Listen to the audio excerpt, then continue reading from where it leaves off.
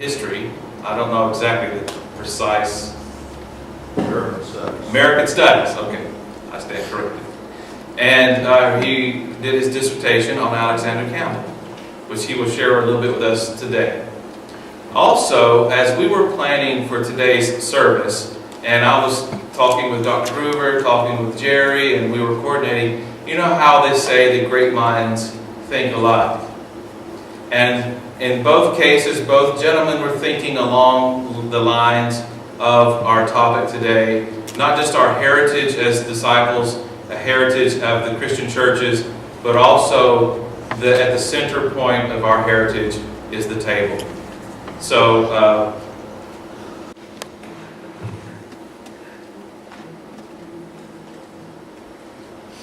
I want to share some stories from our heritage that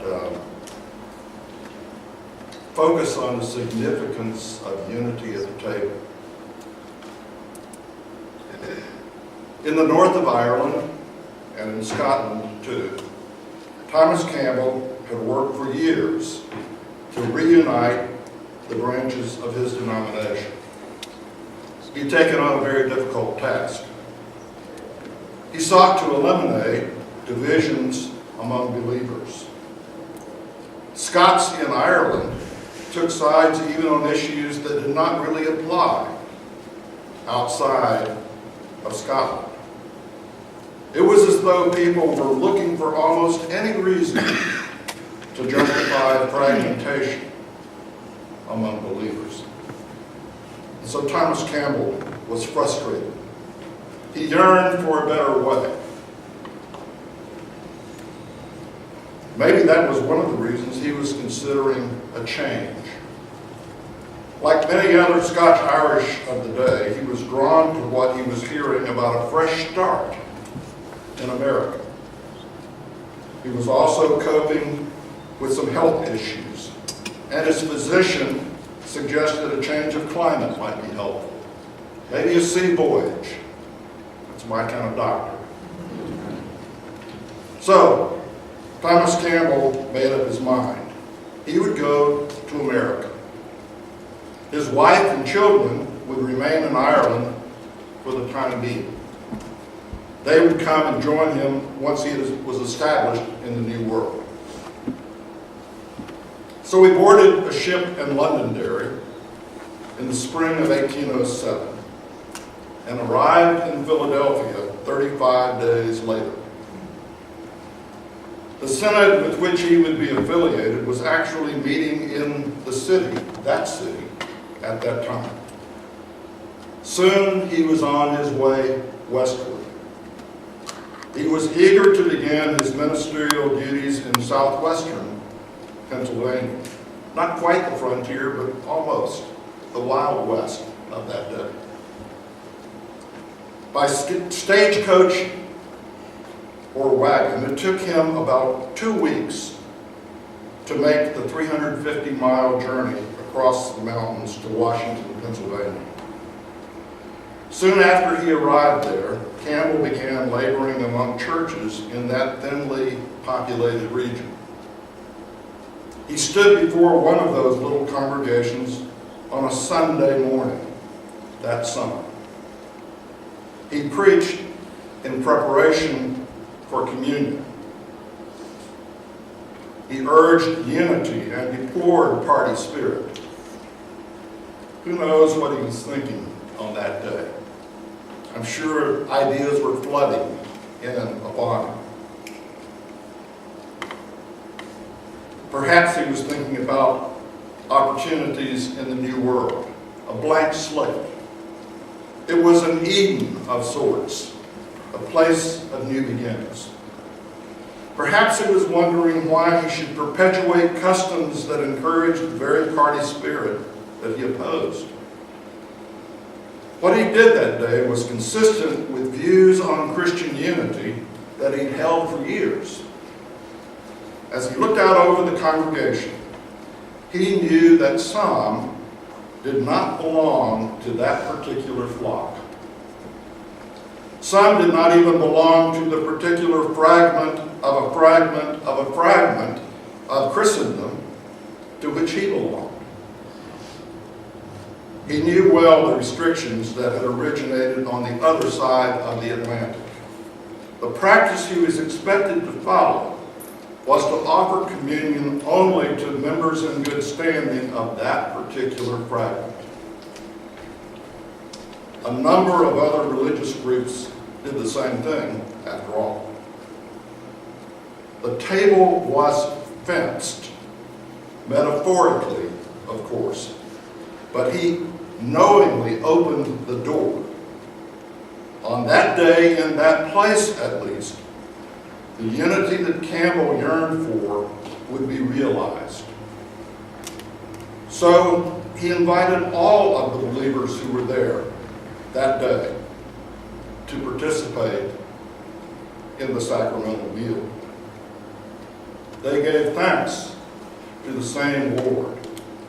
They shared the same meal. What happened in that little congregation that day might have gone unnoticed had Thomas Campbell not been accompanied by a colleague in ministry. This man regarded with alarm what he was witnessing. He said nothing at the time, but he was soon spreading word of Campbell's violation of accepted practice. Would this newcomer be doing the same thing again? What would this lead to? Complaints against Campbell multiplied as this conversation proceeded. By all accounts, Thomas Campbell was a thoughtful, conciliatory man. He was not itching for a fight, but he soon found himself embroiled in controversy. Disciplinary proceedings were initiated against this man, this alumnus of Glasgow University, this seminary-educated man, this man whose vocabulary and accent set him apart from many of his contemporaries. As disciplinary proceedings moved from jurisdiction to jurisdiction over the months that followed, Campbell grew increasingly discouraged. Finally, reluctantly, he withdrew from the ministry of the denomination that he had faithfully served for so long. He withdrew for the sake of peace. He set off into uncharted territory, not because he did not care for the congregations to which he had been assigned, but rather because he cared for the church universal. Meanwhile, Thomas Campbell had sent word to his family to join him in the summer of 1808. They boarded the ship and sailed out of the harbor with high hopes. Soon, however, a storm drove the ship aground off the coast of Scotland. It was late in the summer, and Jane Campbell and her children were shaken by the experience. The decision was made. They would not risk another voyage at that late date in the season. They would remain in Scotland until the following summer. Making the most of this development, the eldest son, Alexander, enrolled in the University of Glasgow. One of the most important events during his year in Glasgow took place not in a university classroom, but in the Seceder Church in that city. For a variety of reasons, not the least of which was his father's influence, Alexander was growing increasingly passionate about Christian unity.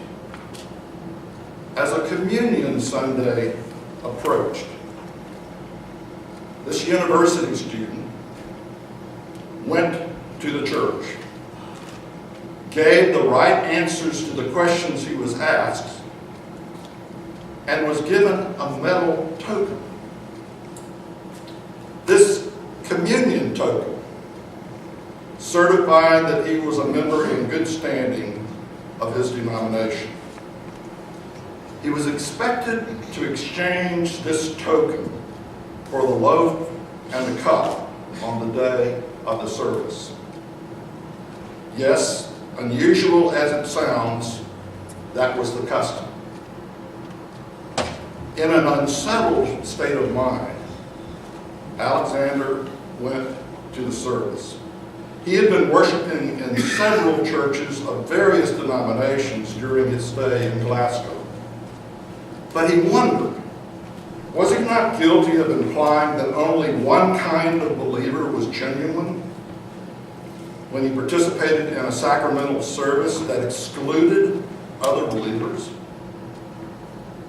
Approaching the table, as he was expected to do on that day, he concluded that he could not partake in good conscience. He simply put his token on the table and left the church building. Those who looked on must have been puzzled by this odd behavior. And we don't have access to all the letters that were written between Thomas and Alexander Campbell during those days, so we cannot know what Alexander Campbell knew about his father's attitude at the time that he placed that token on the table and left the church, left the building. We do not know what the son knew about the father's experience on the frontier of Pennsylvania. We do not know what, if anything, Thomas may have known about his son's behavior. I'm sure there was some anxiety at that time. While still separated from his family, Thomas Campbell and a handful of like-minded people began meeting. That little group took the name Christian Association of Washington, Pennsylvania. People of this society asked Thomas Campbell to draw up a statement of principles, convictions, a platform for the group. Maybe they could persuade other believers to turn from competition and conflict to peacemaking. Maybe they could persuade others to set aside time-worn, divisive arguments.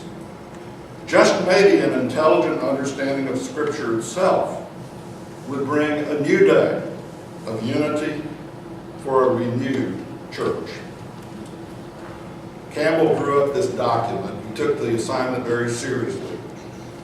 He entitled the document, "The Declaration and Address."